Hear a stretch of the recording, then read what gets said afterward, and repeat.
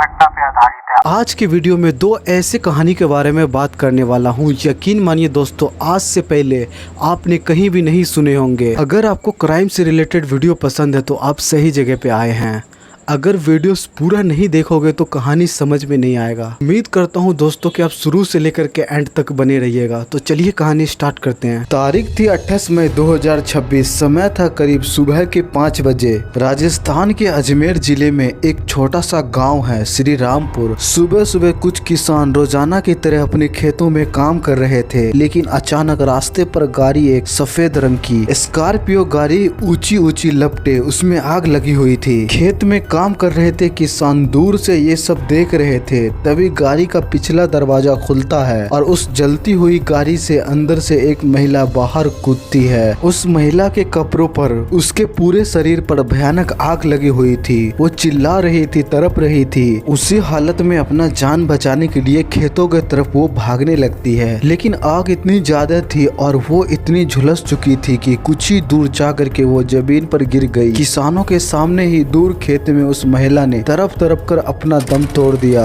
ये खौफनाक नजारा देख करके किसान डर गए। वो दौड़कर सड़क की तरफ गए और तुरंत पुलिस और फायर ब्रिगेड को फोन किया। थोड़ी ही देर में पुलिस और फायर ब्रिगेड की गाड़ियां सायरन बजाती वहां पर पहुंची। जलती हुई स्कॉर्पियो गाड़ी पर पानी डाला गया और आग को बुझाया गया। जब आग बुझाई, पुलिस वालों ने डरते डरते गाड़ी का दरवाजा खोला। गाड़ी के अंदर का मंजर इतना भयानक था कि कमजोर दिल वाला इंसान देख भी नहीं पाता। हैरानी की बात यह थी कि गाड़ी के अगले वाले दोनों सीट पे, यानी ड्राइवर और कंडक्टर की सीट बिल्कुल खाली थी। वहाँ कोई नहीं था, लेकिन जब पुलिस ने पिछले वाली सीट देखा तो वहाँ 3 लोगों की लाश पड़ी हुई थी, जो पूरी तरह से जलकर कोयला बन चुका था। जानते हैं ये तीनों कौन थे? पहले थे राम सिंह चौधरी, जो गाँव के पूर्व सरपंच थे। दूसरी थी उनकी 80 साल की बूढ़ी माँ पुष्पी देवी, और तीसरी थी एक छोटी सी बच्ची जो राम सिंह का भांजी थी। और जो महिला गाड़ी से जो कूद करके भागी थी और खेत में जा करके मर गई थी, वो थी राम सिंह की दूसरी पत्नी सुरजना देवी। शुरुआत में पुलिस को लगा कि ये कोई गाड़ी का एक्सीडेंट है जिसमें शॉर्ट सर्किट से आग लग गई, लेकिन जब पुलिस ने जांच की तो पता चला बल्कि एक ही घर के 4 लोगों को बेरहमी से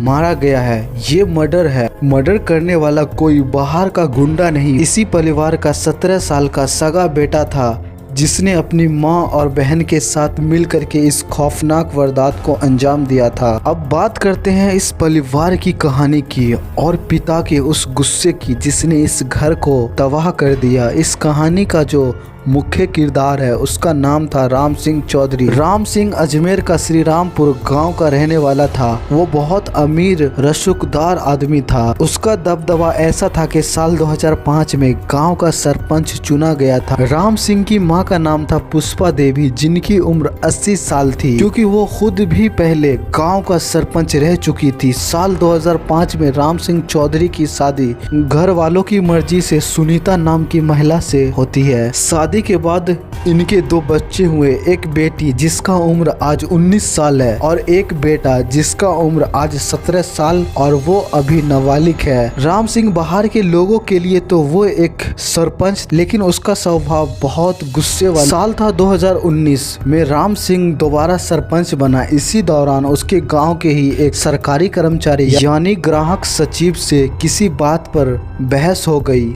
गुस्सा इस कदर बढ़ा कि राम सिंह ने इस कर्मचारी की सरेआम पिटाई कर दी। किसी ने इस मारपीट का वीडियो बनाकर सोशल मीडिया पे डाल दिया और वो वायरल हो गया। पुलिस ने केस दर्ज किया और राम सिंह चौधरी को जेल जाना पड़ा। अब यहाँ से इस कहानी का एक ऐसा मोड़ आता है, इस पूरे परिवार को बर्बादी की तरफ ढकेल दिया गया। जब राम सिंह जेल में बंद था तो उसका केस लड़ने के लिए एक महिला वकील सामने आई। इस महिला वकील का नाम था सुरजना देवी, वही महिला जो जलती गाड़ी से कूद करके खेत में मरी थी। सुरजना देवी और उनके भाई ने कोर्ट में पैरवी की, राम सिंह को जेल से जमानत पर बाहर निकाला। जेल से बाहर आने के बाद राम सिंह के मन में सुरजना देवी के लिए अलग ही लगाव पैदा हो गया। इसे लगा कि मेरी मुसीबत के वक्त इस महिला ने मेरा साथ दिया। धीरे धीरे दोनों का मुलाकात बढ़ने लगी।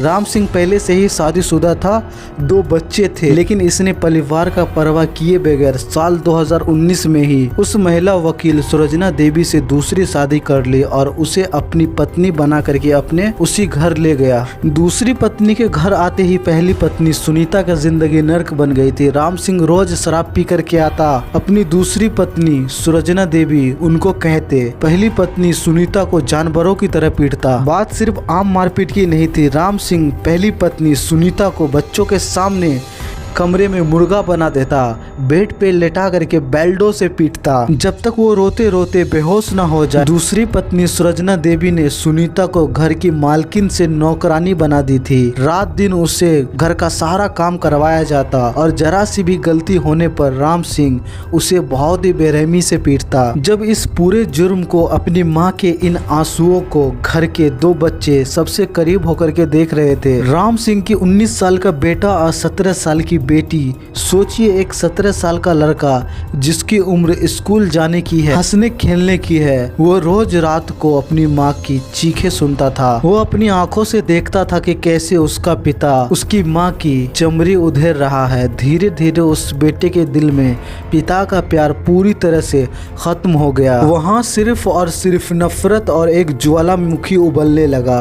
बेटा अपनी माँ को ये दर्द बर्दाश्त नहीं कर पा रहा था। वो अक्सर अपनी माँ के आंसू पोंछते हुए, मम्मी तुम रोना बंद करो, मैं इस आदमी को छोड़ूंगा नहीं, एक दिन उसका जरूर अंत करूंगा। माँ सुनीता को लगता कि बेटा गुस्से में बच्चा है इसलिए ऐसा बोल रहा है, लेकिन माँ को ये नहीं पता था कि लड़के ने अपने दिमाग में पिता के मौत का पूरा प्लानिंग कर लिया है। वो बस एक सही मौके का इंतजार कर रहा था और वो मौका आया 27 मई 2026 की शाम को। उस दिन घर में फिर से किसी मामूली बात को लेकर के कहा सुनी हुई राम सिंह का गुस्सा 7वें आसमान पर पहुंच गया और उसने अपनी पहली पत्नी सुनीता को इस बार इतनी बेरहमी से पीटा कि सुनीता फर्श पर गिर करके गर्राने लगी। माँ की ये दुर्दशा देख करके 17 साल का बेटा का सब्र का बांध टूट गया। उसने तय कर लिया कि आज की रात ही इस कहानी का आखिरी पन्ना होगा। कुछ दिन पहले ही एक ऑनलाइन शॉपिंग साइट से एक बहुत ही तेजदार चाकू ऑर्डर करके मंगवाया था। उसे अपने कमरे में छुपा करके रखा था। उसने वो चाकू निकाला और रात के सन्नाटे में रात के करीब 12:30 पूरा रामपुर गांव गहरी नींद में सो रहा था। राम सिंह चौधरी हमेशा की तरह झगड़ करके शराब पी करके अपने बेड पे गहरी नींद में सो रहा था। लड़का दबे पांव बिल्कुल शांत कमरों में अपने पिता के कमरे में दाखिल होता है। उसके हाथ में वही ऑनलाइन चाकू जो ऑर्डर किया था वही था। बिस्तर के पास पहुंच करके उस अपने माँ के आंसुओं को याद किए और पूरी ताकत से चाकू राम सिंह के गले पर चला दिया। राम सिंह को संभलने का भी मौका नहीं मिला और उसकी मौके पर ही मौत हो गई। लेकिन इस कत्ल की आवाज पास के कमरे में सो रही 80 साल की बुजुर्ग दादी पुष्पी देवी के कानों तक पड़ गई। वो लाठी के सहारे कमरे की तरफ आई। जैसे ही उसने कमरे का दरवाजा खोला, उसके सामने बेटे की लाश और हाथ में खून से सना चाकू लिए हुए उनका सगा पोता खड़ा था। लड़के को समझ में आ गया कि उसके दादी ने देख लिया है और पुलिस वाले को सब सच बता देगा। सबूत मिटाने की पागलपन में उसने अपनी सगी बूढ़ी दादी की चाकू से तरमतोड़ वार कर दिया और उन्हें भी मार डाला। चीख पुकार सुन करके राम सिंह की दूसरी पत्नी सुरजना देवी घर में आई। भांजी भी वहां पे पहुंच गई। कमरे का मंजर देख करके उनकी चीख निकल गई। अब वो लड़का पूरी तरह से अंधा हो चुका था। उसने एक एक करके उन दोनों पर भी चाकू से हमला कर दिया। सुरजना देवी बचने की कोशिश की। उसी लड़के और उसकी माँ के हाथों पर खरोचों का निशान आया। वो लड़के के गुस्से और नफरत के बीच ये टिक नहीं पाई। कुछ ही मिनटों के भीतर उस घर के 4 लोग फर्श पे लहूलुहान होकर के नीचे गिर गए। कत्ल हो चुका था, लेकिन सबसे बड़ी चुनौती ये थी कि 4 लोगों को ठिकाने लगाना। सुबह होने में 4 से 5 घंटे का वक्त था। इस मोड़ पर लड़के की माँ सुनीता और उनकी 19 साल का बड़ी बहन भी इस काम में शामिल हो गई। तीनों ने मिलकर के एक प्लान बनाया कि इस मर्डर को एक रोड एक्सीडेंट का रूप देना होगा। लड़का घर के बाहर खड़े ट्रैक्टर के पास गया और उसकी टंकी से पाइप लेकर के आया। हाई वोल्ट डीजल निकाला। फिर उन्होंने भारी मशक्कत के साथ चारों लाशों को घसीट कर राम सिंह की सफेद स्कॉर्पियो गाड़ी पिछली सीट को मोड़ करके उसमें एक एक ठूस दिया। लड़के ने खुद गाड़ी चलाई और घर से करीब 500 मीटर दूर सुनसान वाले सड़क पे ले जाकर के खड़ा कर दी। उसने गाड़ी के ऊपर चारों तरफ डीजल छिड़का और जानते हैं उसने आग किससे लगाई? अपने पिता के उसी सिगरेट लाइटर से जिससे उसका पिता कभी उसकी माँ को दागा करता था। लड़के ने आग लगा दी। डीजल की वजह से आग ने तुरंत भयानक रूप ले लिया। तीनों आरोपी माँ बेटा वापस घर भाग गए। उन्हें लगा कि सब कुछ जल करके राख हो जाएगा। पुलिस इसे एक्सीडेंट मान लेगी। जैसे कि मैंने आपको शुरू में बताया, दूसरी पत्नी सुरजना देवी पूरी तरह से मरी नहीं थी। वो जलती गाड़ी से बाहर कूदी, खेत की तरफ भागी और वहां जा करके दम तोड़ दिया। और यही पुलिस के लिए सबसे बड़ा सुराग बना। जब सुबह सुबह पुलिस मौके पर पहुंची तो फोरेंसिक टीम और पुलिस अधिकारियों को इस एक्सीडेंट की कहानी पर बिल्कुल भरोसा नहीं हुआ। पहला सवाल तो यही था कि अगर एक्सीडेंट था तो ड्राइवर की सीट खाली क्यों थी? लाशों पिछले सीट पर क्यों ठूसी गई थी? और दूसरा सवाल, खेत में जो लाश मिली थी गले पर आग के अलावा चाकू के गहरे निशान क्यों थे? पुलिस तुरंत समझ गई कि ये कोई हादसा नहीं बल्कि एक बहुत ही क्रूर मर्डर है। पुलिस की टीम तुरंत पूर्व सरपंच राम सिंह के घर पहुंचती है। वहां पहली पत्नी सुनीता, उनकी बेटी पुलिस के सामने फूट फूट करके रोने का नाटक करने लगी। उन्हें पुलिस को कहानी सुनाई कि राम सिंह के बहुत सारे राजनीतिक दुश्मन थे। शायद उन्होंने ही रास्ते में गाड़ी रोक करके उसको मार दिया। लेकिन पुलिस ऑफिसर बहुत चालाक होते हैं। जब फोरेंसिक टीम घर के अंदर गई, उन्हें फर्श के दरवाजों पर और वॉशिंग के पास खून के कुछ धब्बे मिले। उन्हें रात में जल्दबाजी में साफ करने की कोशिश की गई थी। उसके साथ ही पुलिस की नजर जहां खरोचों के निशान ताजे थे, अब पुलिस का शक पूरी तरह से घर वालों पे पक्का हो गया। पुलिस ने गांव वाले से पूछताछ की। उन्होंने बताया कि इस घर में राम सिंह अपनी पहली पत्नी पर बहुत ही जुल्म करते थे और उसका 17 साल का बेटा अक्सर गुस्से में रहता था। उसका बेटा अक्सर गुस्से में कहता था कि मैं एक दिन अपने पिता को जान से मार दूंगा, सभी को कहे फिरता था। पुलिस ने तुरंत उस 17 साल के नाबालिग बेटे को हिरासत में लिया और थाने ले जाकर के पूछताछ शुरू की। शुरुआत में तो वो झूठ बोलता रहा, लेकिन जैसे ही पुलिस ने जैसे ही घर में मिले खून के धब्बे और खेत में मिली लाश के सबूत उसके सामने रखे तो वो टूट गया। उसने रोते हुए अपना जुर्म कबूल किया। उसने पुलिस को बताया कि हाँ साहब, मैंने ही मारा है उन सबको। मेरा बाप मेरे माँ को हर रोज जानवरों की तरह पीटता था, बेल्ट से मारता था, हमारे सामने उन्हें मुर्गा बनाता था। मैं अपनी माँ का ये दर्द और नहीं देख सकता। मुझे डर था कि वो मेरी माँ को मार डालेगा, इसलिए मैंने उसका अंत कर दिया। इस भयानक खुलासे के बाद पुलिस ने आरोपियों माँ सुनीता और उनकी 19 साल की बेटी को सामूहिक हत्या और सबूत मिटाने के आरोप में गिरफ्तार कर लिया। कोर्ट ने उन्हें जेल भेज दिया और ये मामला इतना क्रूर है कि मां और बेटी को उम्र कैद या फांसी तक की सजा हो सकती है। वही मुख्य आरोपी, क्योंकि वो अभी नाबालिग है, इसी वजह से कानून के मुताबिक वो अभी सुधार गृह में जुवेनाइल होम में भेज दिया गया है। दोस्तों, इस भयानक कहानी का अंत हमेशा बहुत बड़ा सबक देता है। अपराध कभी भी किसी समस्या का समाधान नहीं है। अगर वो बेटा उसी माँ समय रहते हुए पुलिस के पास चला जाता, पुलिस से मदद मांगता, तो शायद इसे जेल नहीं जाना पड़ता। जेल जाने के बजाय किसी स्कूल या कॉलेज में अपना भविष्य बना रहे होते। गुस्से में उठाया गया एक कदम ने पूरे हंसते खेलते परिवार को शमशान और जेल में बदल दिया। इस पूरे मामले पर आपकी क्या राय है? क्या आपको लगता है कि माँ को बचाने के लिए बेटा ये कदम सही था, या उसने कानून को अपने हाथ में लेकर के बहुत बड़ी गलती? अपनी राय नीचे कमेंट बॉक्स में जरूर लिखें। अगर आपको ये सच्ची क्राइम स्टोरी पसंद आई है तो ये वीडियो को लाइक करें, अपने दोस्तों के साथ शेयर करें, हमारे चैनल को सब्सक्राइब करना ना भूलें। मिलते हैं किसी और सच्ची क्राइम स्टोरी के साथ, तब तक देखते रहिए। तब तक के लिए सावधान रहे, सुरक्षित रहे। धन्यवाद। आज की जो कहानी है वो ये सोचने पे मजबूर कर देगी कि कोई लड़की ऐसा कैसे कर सकती है। कहानी जिस टाइम में घटा था उस टाइम में मैं पंजाब में ही था, अभी भी फिलहाल पंजाब में ही हूँ। यहाँ के सड़कों पे हजारों लोग रोजी रोटी कमाने के लिए दिन रात मेहनत करते हैं। कभी धूप हो या बारिश, मजदूर ये नहीं देखते और वो काम पे जाते हैं। इन सभी मजदूरों में से एक मजदूर वो भी था जो अपनी दुनिया में बहुत ही खुश था।